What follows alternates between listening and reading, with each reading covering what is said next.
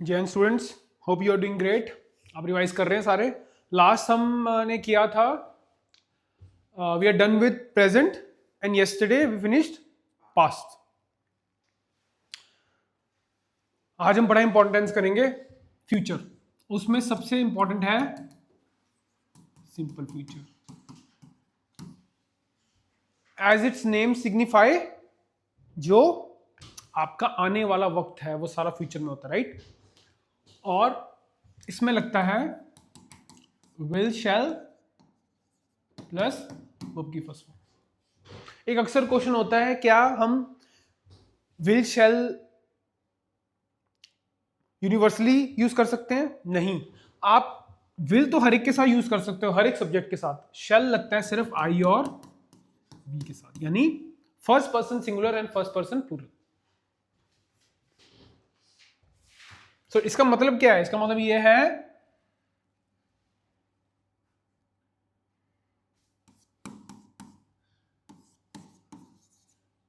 मत यूज करो।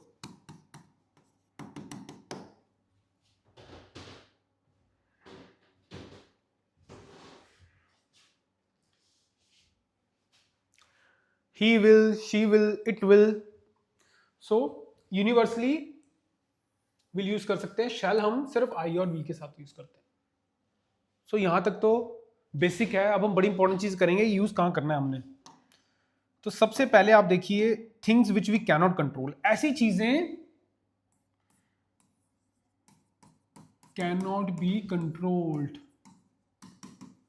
Things which cannot be controlled बहुत इंपॉर्टेंट है। तो सिंपल फ्यूचर कहां लगता है? जो चीजें हम कंट्रोल नहीं कर सकते। अब ऐसी कौन सी चीजें जो कंट्रोल नहीं कर सकते?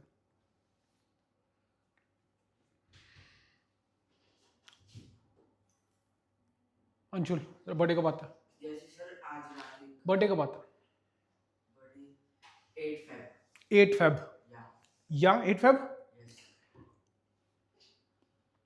सो यू हैव टर्न्ड इस साल कितने? 16। सर। चलो देखिए, yes sir.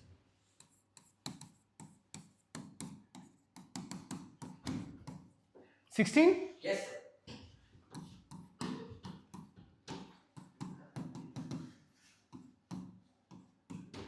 Anshul will turn 17 on 8 फरवरी 2026। क्या आप इस चीज को रोक सकते हैं? नहीं। Sun will rise in the east tomorrow. क्या आप इस चीज को रोक सकते हैं? नहीं रोक सकते। आप अपनी पिक्चर की, मूवी की टिकट जो आपके हाथ में है, आप मूवी देखना रोक सकते हैं, किसी मेले पे जाना रोक सकते हैं, खाना खाना रोक सकते हैं, पानी पीना रोक सकते हैं, बट ये नहीं रोक सकते आप। समझो इस चीज को। Things you can not control, बड़ा इंपॉर्टेंट है। क्या कल सन को उगने से रोक सकते हो? नहीं। क्या अर्थ की रेवोल्यूशन रोक सकते हो? No sir. नहीं। क्या अपनी एज रोक सकते हो? नो। तो थिंग्स सबसे इंपॉर्टेंट है, तो things which we can not control, बहुत इंपॉर्टेंट है।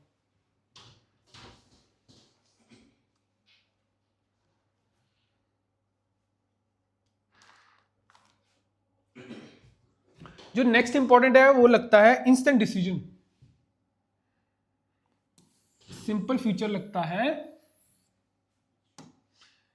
इंस्टेंट। इंस्टेंट का मतलब एकदम से, इंस्टेंटली, ऑन द स्पॉट। आपने कुछ सोचा, इमीडिएट आपके दिमाग में कोई चीज आती, तो इंस्टेंट डिसीजन जो होते हैं हमेशा सिंपल फ्यूचर टेंस में आते हैं। अब देखो, जैसे कि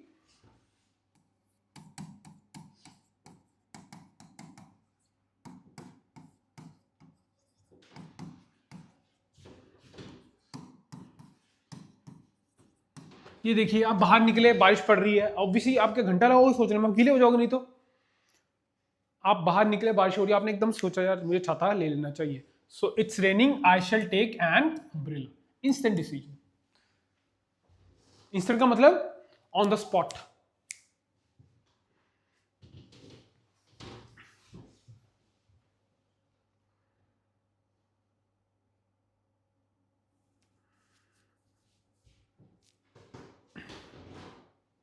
जो नेक्स्ट है ये बहुत इंपॉर्टेंट रूल है।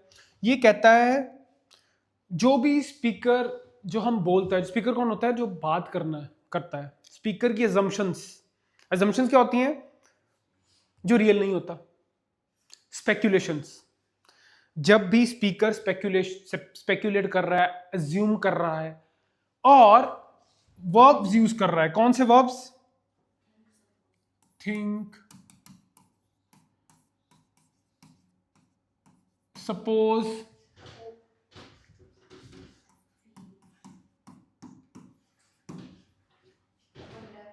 वंडर, अभी इतने यही ठीक है।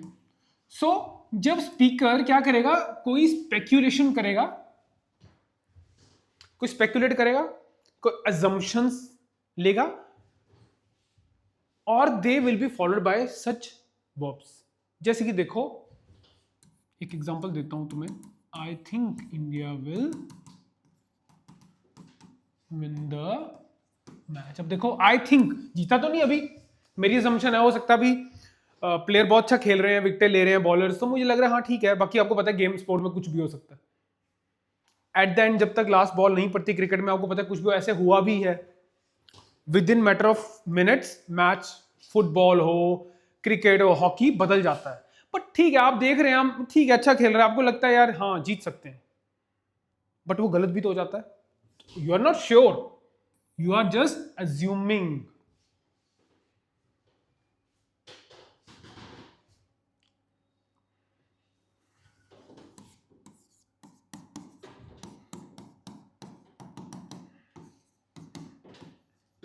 आई hope you will call me. मैं श्योर तो नहीं हूं, हो सकता कॉल आए चाहे ना हो। तो यहां भी तो स्पीकर क्या कर रहा है? ज्यूम कर रहा है, कुछ स्पेक्यूलेट कर रहा है। और सो स्पीकर की assumptions, स्पेक्यूलेशंस अगर फॉलोड हो इनमें से कोई भी वर्ब से, तो वो हमेशा सिंपल फ्यूचर में आती है।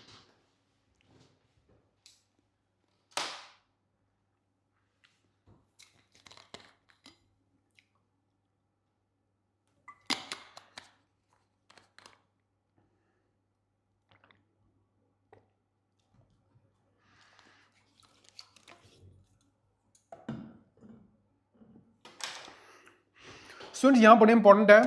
अब सिंपल फ्यूचर काफी चेंज होता है, अपना कोर्स चेंज करता है, जैसे रिवर चेंज करती है कोर्स। मेंढस बनाती है ना नीचे आके, ऊपर क्या बनाती है? पहाड़ों पे वी शेप वैलीज, जैसे ही नीचे आती है मेंढस बनाने लग जाती है ना। तो ऐसे ही सिंपल फ्यूचर बदलता है और ये एक और फॉर्म लेता है, गोइंग टू फॉर्म। ये भी सिंपल फ्यूचर की फॉर्म है। इसमें आपने गोइंग टू प्लस V1 लगाना है, विल शैल प्लस V1 नहीं लगाना। कौन से केसेस हैं? एक तो आपका जो प्रोग्राम है ऑलरेडी डिसाइडेड अपॉन हो, आपने सारी प्रिपरेशंस उसकी कर ली हो और वो सर्टन हो। अगर ये तीन केस हैं तो आपने going two plus V1 form लगानी है। ये भी किसकी है? सिंपल फ्यूचर की।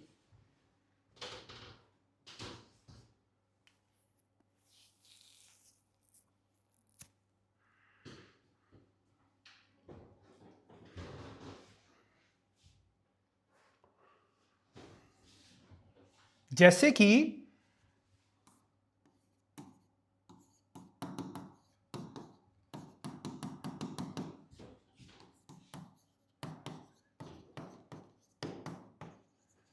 आई am going to visit Europe next week. आपने यूरोप घूमने जाने के ऐसे मुंह उठा के चल जाओगे आप? एक प्रोसीजर है, 3-4 महीने लग जाते हैं, वीजा अप्लाई करना पड़ता है, आपके पासपोर्ट वीजा लग के आएगा, डिसाइड होगा सारा आइटनरी, इंश्योरेंस भरी होगी आपने, आपके होटल की बुकिंग होगी आपके पास। ऐसे ही आपके पास पैसे हैं तो ये नहीं है कि आज अपना मन किया आप उठ के कल यूरोप घूमने लग जाओगे। एक प्रोसीजर है, एक डेट होगी फिक्स्ड, सारा प्रोग्राम फिक्स्ड होगा आपका। ठीक है, तो यहां पे नहीं आएगा I will visit Europe next week, आएगा I am going to visit. तो ये भी सिंपल फ्यूचर में ही आता है, वेरी वेरी इंपॉर्टेंट। इसको हम गोइंग टू फॉर्म भी कहते हैं सिंपल फ्यूचर।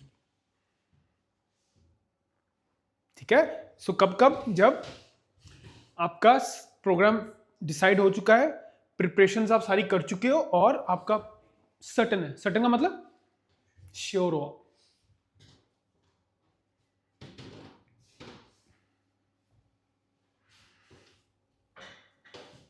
एक और फॉर्म करते हैं हम,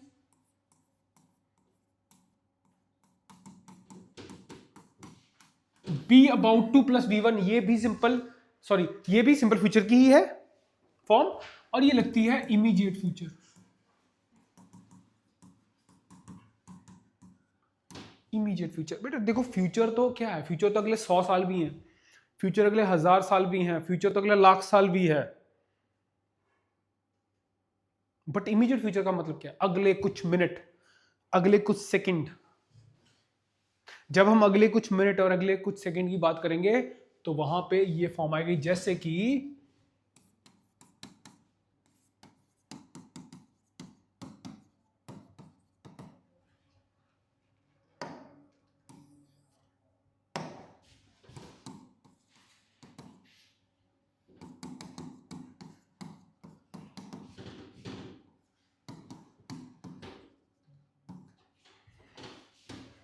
let's get into the train, it's about to leave.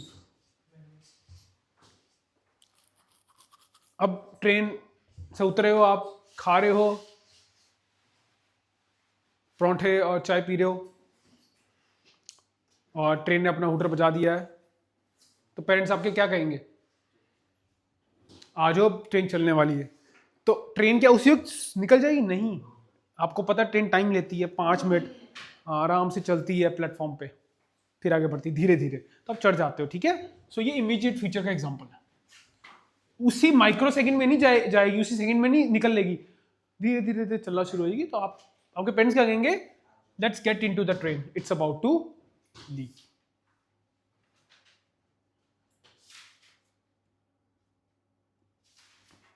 तो इसमें फिर ये मैंने तो लिखा be about to plus V one is about to, क्या ठीक है? ये ऐसा नहीं होना चाहिए था, let's get into the train, it's be about to leave.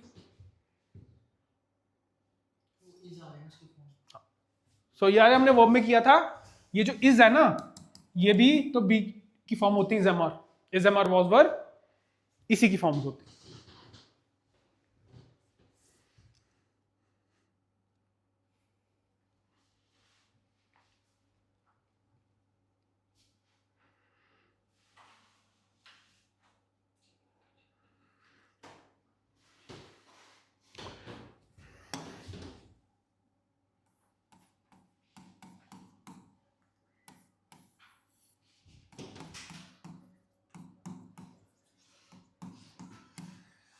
एक और होती है सिंपल फ्यूचर की, to plus V one form. ये सिर्फ और सिर्फ न्यूज और रिपोर्ट्स में आती है, आपने जरूर न्यूज़पेपर पढ़ते हो आप, आपने देखा होगा, जैसे कि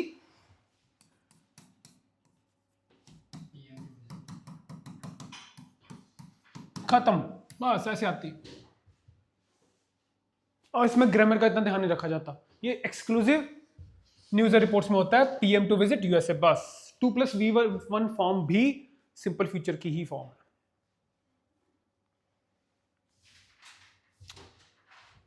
अक्सर फॉर्मल मीटिंग्स, क्योंकि पीएम जो है ऑफिशियल पर्सन है, he can not change his programs according to his whims and fancies. वो ये नहीं कह सकता आज मेरा पेट खराब है मैं नहीं जाऊंगा। इनका पीएम बनते ही सारे स्केड्यूल अगले 4 साल 5 साल के फिक्स हो जाते हैं पहले ही, ठीक है। द वेरी बिजी पीपल, अपनी मर्जी से नहीं ये कुछ कर सकते। एआई समिट हो रहे हैं, पढ़ रहे हो आजकल, UN nuclear डिसआर्मामेंट commission, sorry summits होते हैं, तो आपका जो आपके कंट्री का रिप्रेजेंटेटिव है, प्रेसिडेंट प्राइम मिनिस्टर, ये नहीं कह सकता आज मेरा पेट खराब है, मैंने तो किसी रिश्तेदार की शादी पे जाना, मैं नहीं अटेंड कर सकता। He has to go, fix that, होते ही होने, करना ही पड़ेगा, ठीक है। तो ये बहुत इंपॉर्टेंट है, ये है to plus V one form. So ये आपका सिंपल फ्यूचर, जो देख लो इट टेक्स टर्न, और 2 चीजें हम उसमें भी कर चुके हैं। मैं एक बार फिर आपको रिवाइज कर देता हूं, लास्ट लेक्चर में था, नहीं लास्ट से लास्ट में आया आपको याद? मुझे आप बताएंगे ये मैंने क्या करा था। स्कूल ओपन एट 8 AM,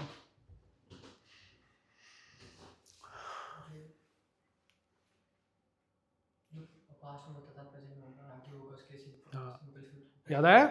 जब आपके events they are part of fixed schedule and timeline, fix schedule and time table. मैंने शताब्दी का भी अब एग्जांपल दिया था, मैच का दिया था। तो जो पहले भी उस टाइम पे होता था, आज भी होता है, कल भी होगा, सिर्फ वैसे एग्जांपल्स आएंगे। तो ये देख लो, एक ये था, और ये बताइए फिर ये कहां किया था हमने?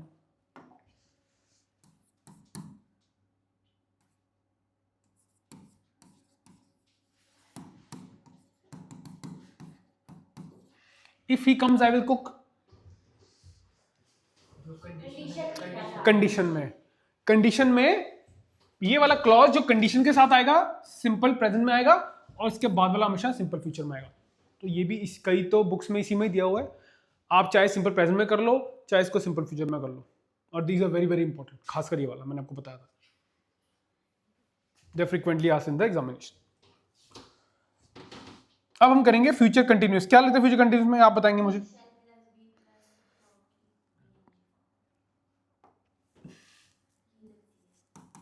विल, शैल प्लस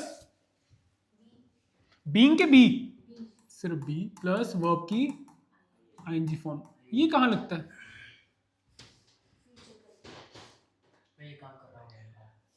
फ्यूचर में कभी वो चीज कंटिन्यू में चल रही होगी, जैसे कि देखो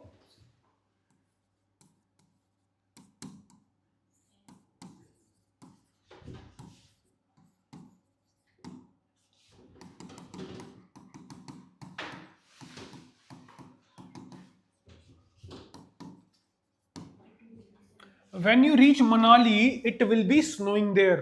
देखो उस मोमेंट में जब तुम पहुंचोगे तो वहां बर्फ पड़ रही होगी, बर्फ पड़ रही होगी। देखो एक इवेंट कंटिन्यूटी में होगा, ठीक है।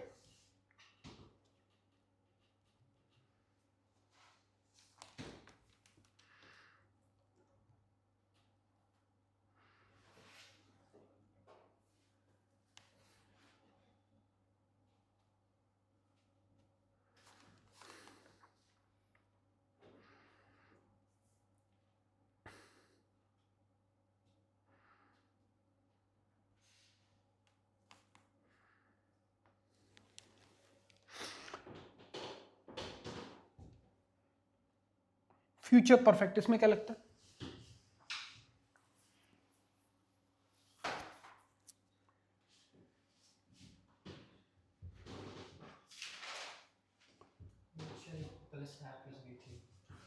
देख लो फ्यूचर में हैव भी आ गया और V3 भी आ गया। इसको भी सेंटेंस के थ्रू समझिए, कैसे सेंटेंस बन सकता है इसका, बताइए।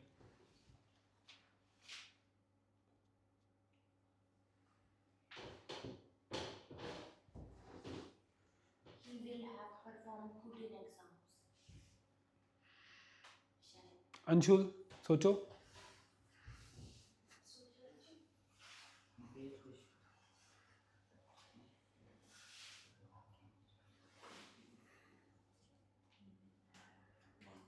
I shall have met him by this time tomorrow.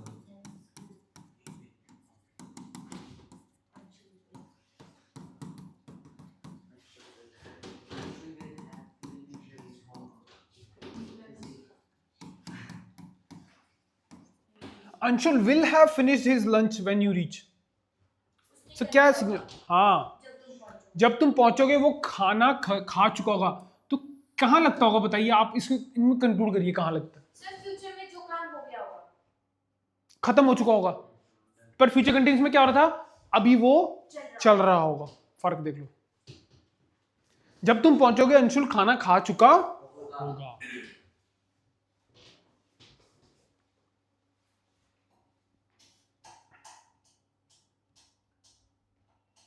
ये जो टेंस है फ्यूचर परफेक्ट कंटिन्यूस, कभी आज तक आए नहीं है एग्जाम में, वो पता होना चाहिए। मैक्सिमम क्वेश्चंस आपके सिंपल फ्यूचर, एक बार मैंने देखा फ्यूचर कंटिन्यूस बस।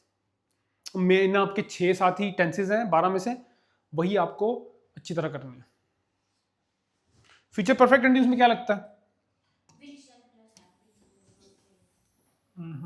विल, शैल,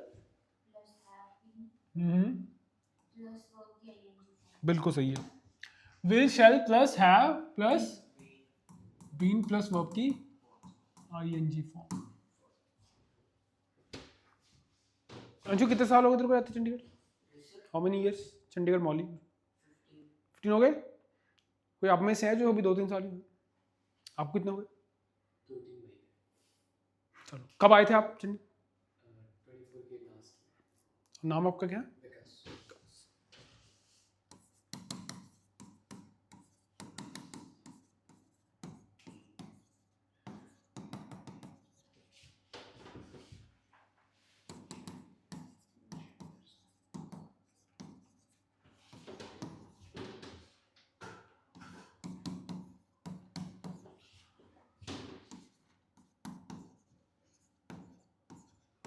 इस सेंटेंस को देखिए आप, Vikas will have been living in Chandigarh for a year by November 2025। फिर वो तब से रहता है, आगे भी रहेगा। By November 2026 we'll complete 1 year in Chhattisgarh. सब देख रहे हैं क्या चीज हो रही है इसमें? भविष्य में उसके एक साल फ्यूचर परफेक्ट में क्या हो रहा था, ये एक्शन यहाँ खत्म हो चुका था, बट यहां देखो फ्यूचर परफेक्ट कंटिन्यूस में ये चीज अभी कंटिन्यू रहेगी, तभी इसको रहते हुए 1 साल हो जाएगा। ये एक्शन फिनिश नहीं हो रहा है। परफेक्ट में अगर आप ध्यान से अब तक आपको आई होप आई बिलीव आपको पता लग गया होगा हम परफेक्ट में क्या कर रहे थे, दो टाइम को जोड़ रहे हैं, तब से अब से नहीं। मैंने को पहले ही पता परफेक्ट का मतलब यही है। और परफेक्ट कंटिन्यूस में हमेशा कोई चीज कंटिन्यूस रहेगी। एक और तरीका पकड़ने का इसको, स्टॉप कभी नहीं होगी। प्रेजेंट से देख लो, आप पास्ट से देख लो।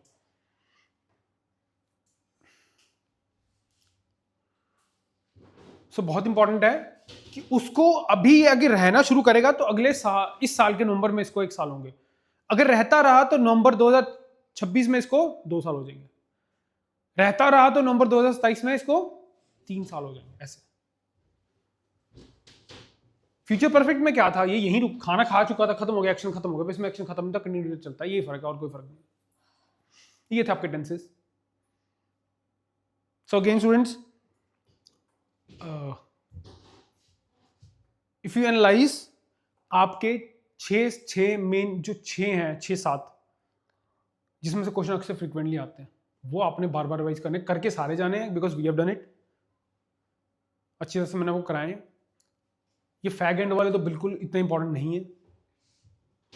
तो टेंसेस में मैंने आपको बोल दिया है, ना सिर्फ एग्जाम में, स्पीकिंग और राइटिंग में भी बहुत मिस्टेक्स होती हैं। सो अगर आप अच्छी इंग्लिश बोलना चाहते हैं, कोई ऐसा एग्जाम देना चाहते हैं जहाँ पे स्पीकिंग इंपॉर्टेंट है, तो आपके मार्क्स डिडक्ट हो जाएंगे अगर आप टेंसेस सही नहीं लगाओगे। तो सोच समझ के बोलना है, सोच समझ के लिखना है। और जब आप सोच समझ के लिखोगे, बोलोगे, तो अपने आप जो आपके एग्जाम्स हैं, डिफेंस सर्विस, इंग्लिश जिस भी एग्जाम में आती है, एरर फॉर्म में, फिल इन द ब्लैंक्स, आप आराम से कर पाओगे। फिर ऐसा कोई बच्चा नहीं जो सही बोलता है, सही लिखता है, वो गलत करेगा क्वेश्चन, पर vice versa is not true. आप सिर्फ रूल्स देख लेते हो और क्वेश्चन सॉल्व कर लेते हो, वो तभी तब तक तो रहता है। और जैसे ही आपकी क्लासेस ओवर होती हैं, English again comes to the level of 0, back to square one. तो बजाय इसको कि यह पेपर निकल जाए हमारा, यार ये हो जाए, ऐसा सोचने के बजाय सीखो कि कुछ कर रहे हैं, कल को जिंदगी में भी खड़े होना है, एसएसबी तक भी देनी है। एसएसबी में कैसे करोगे? माशाल्लाह इंग्लिश बोलते हो तुम लोग, और टेंसेस तुम्हारे ऐसे घूम रहे होते हैं जैसे इलेक्ट्रॉन को एनर्जी देके छुड़ा लिया होता है ड्रोन से बाहर, जैसे कि सन में होता है। ये हालात है आपके टेंसेस के। सो मेरा सभी से ही निवेदन है, जो भी ये लेक्चर सुन रहे हैं या बैठे हैं, आप ये मत सोचो कि यहाँ तुम क्लियर कर लोगे, सारी जिंदगी फिर तुम मजाक बन के रह जाओगे, तुम्हारे टेंसेस ही सही नहीं हुए। बाकी चल जाएगा, वो क्या मारो कम, कोई बात नहीं, छोटी वोकैबुलरी है। जो एरर गलतियां स्पीकिंग में होती, वहां से इंसान को पता है इसको इंग्लिश आती है कि नहीं आती है। टेंस इतना इंपॉर्टेंट है, तो पता ही नहीं कौन से टाइम में आपने क्या बोला।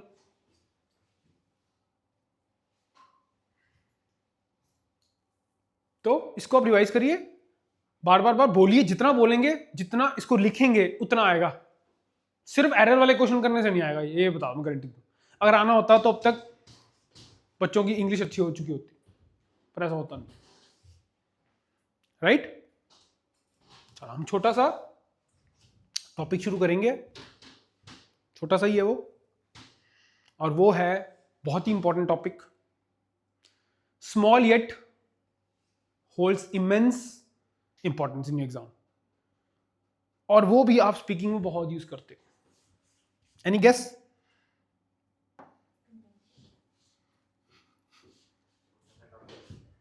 Conditionals. कंजंक्शंस, बिल्कुल सही। ये क्या होती हैं conjunctions?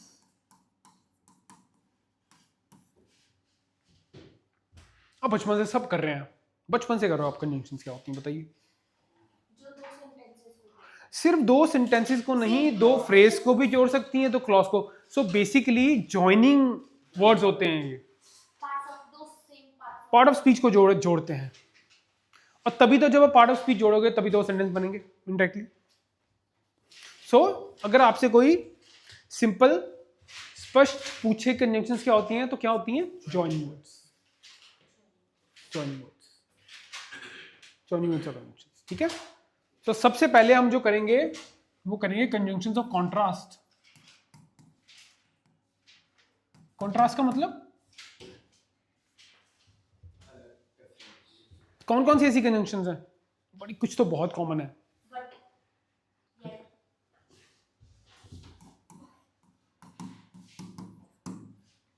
Although still whereas, still, however while, जो बड़ी कम यूज की जाती हैं वो कौन सी हैं? इवन दो इवन तो अब ये सब यूज करते हैं।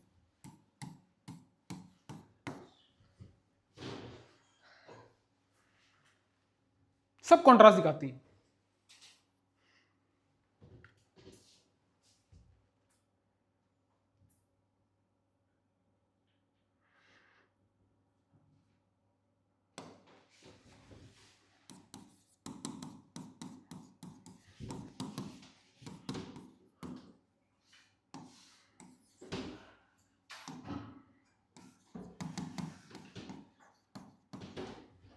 He is poor yet he is happy, देखो कॉन्ट्रास्ट नहीं हो गया?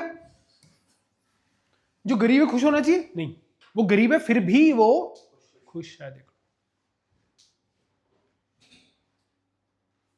बट से प्लीज बनाइए सेंटेंस।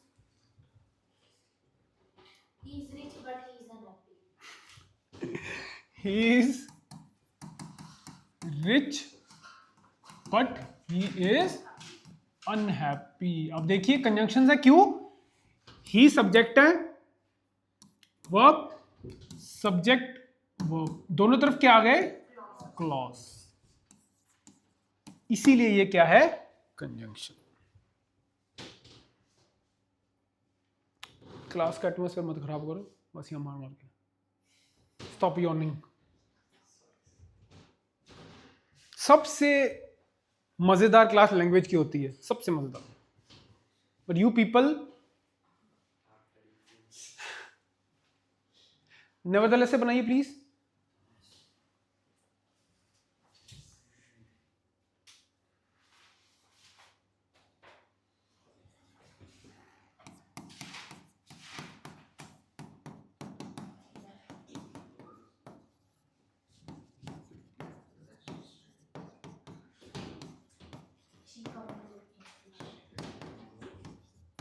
देखिए, Khushbu is not well, nevertheless she attends the class. क्या मतलब हुआ इसका?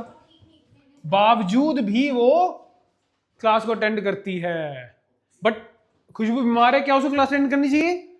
नहीं, पर वो करती है, और गोलियां देती है पेरेंट्स और टीचर को। तो देखिए कैसे यूसेज होती है कॉन्ट्रास्ट में। वाइल से बनाइए।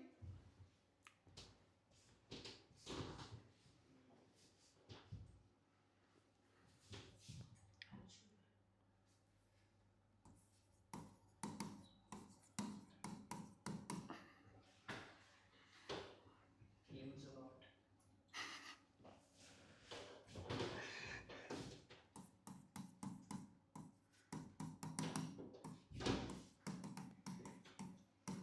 love dancing.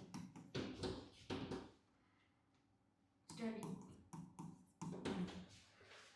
जबकि अंशुल को म्यूजिक पसंद है, उसके ब्रदर को स्पोर्ट्स पसंद है। यहां पे क्या हम शो कर रहे हैं वाइल से? Contrast.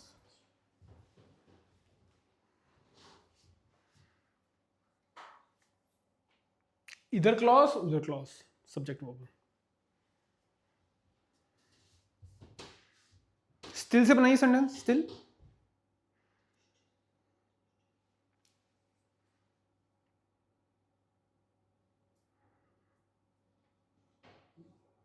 He is one of the finest, so in the still he got shot.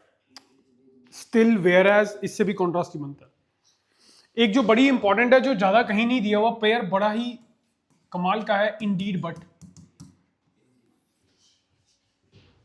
कहीं देखा आपने इंडीड बट का कॉम्बिनेशन? जैसे कि देखिए,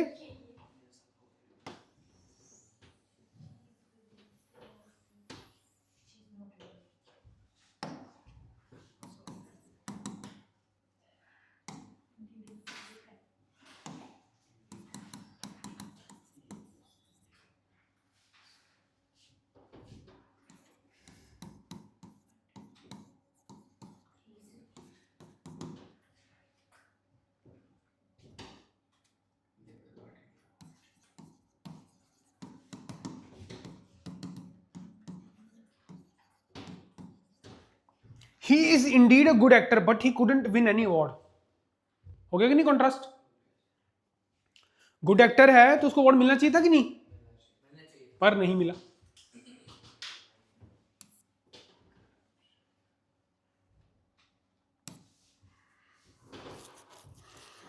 He is indeed a popular leader, but he couldn't win elections in Delhi. कहीं भी he couldn't win elections. 90 times in a row.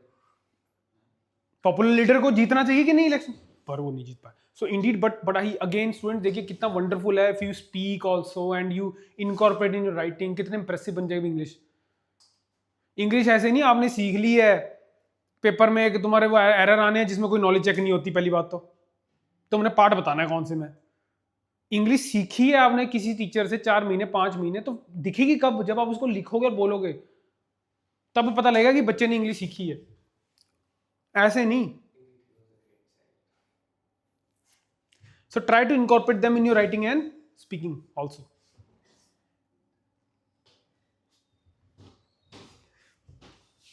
चलो स्टूडेंट्स, आई थिंक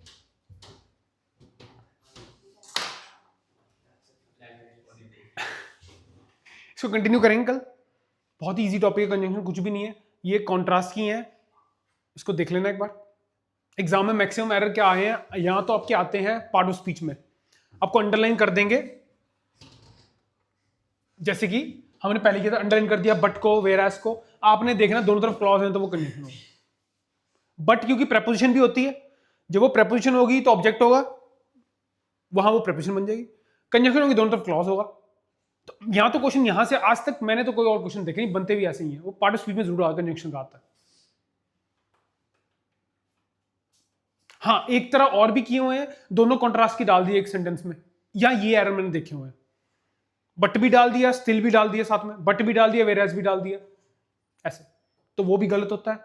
जब आपकी एक कॉन्ट्रास्ट की कंजंक्शन है तो दूसरी नहीं डालते, सुपर फ्लॉज होती है। ये 2 क्वेश्चन आज तक आपको आए हुए। But again I am saying conjunctions go far beyond this. Use them in your writing and your speaking, you will make impressive English skills. जहां पर रेंज ऑफ ग्रामर मार्क होती है, आपको बहुत मार्क्स मिलेंगे आपके एग्जाम में। तो इस 2 के अलावा वो कहीं क्वेश्चन और नहीं डाल सकते, यहीं पे डालेंगे।